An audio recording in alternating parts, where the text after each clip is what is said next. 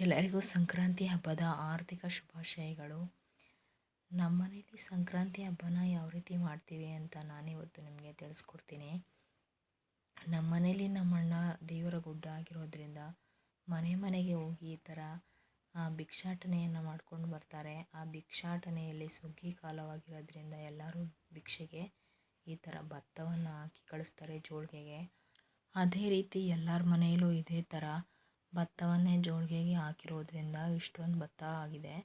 ಅದನ್ನು ತಗೊಂಡು ಬಂದು ನಾವು ದೇವ್ರ ಮನೇಲಿ ಸುರಿದು ಈ ಥರ ರಾಶಿ ಥರ ಮಾಡಿ ಮೇಲೆ ಕುಂಕುಮ ಹೂವು ಎಲ್ಲ ಹಾಕಿ ಪೂಜೆಯನ್ನು ಮಾಡಿಕೊಂಡು ಹಾಗೆ ಈಗ ದೇವ್ರ ಮನೆ ಪೂಜೆಯನ್ನು ಮಾಡ್ಕೋತಾ ಇದ್ದಾನೆ.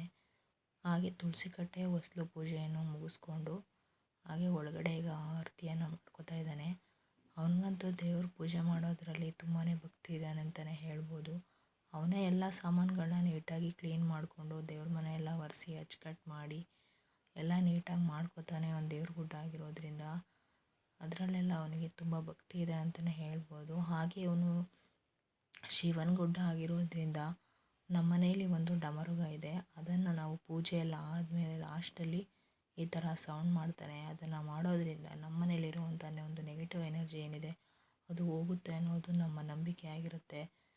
ಅದು ಎಲ್ಲ ಆದಮೇಲೆ ಅವನು ಈ ಥರ ನಮಸ್ಕಾರವನ್ನು ಮಾಡ್ಕೋತಾ ಇದ್ದಾನೆ. ರಾಶಿಗೆ ಆಗಿರ್ಬೋದು, ದೇವ್ರಿಗಾಗಿರ್ಬೋದು.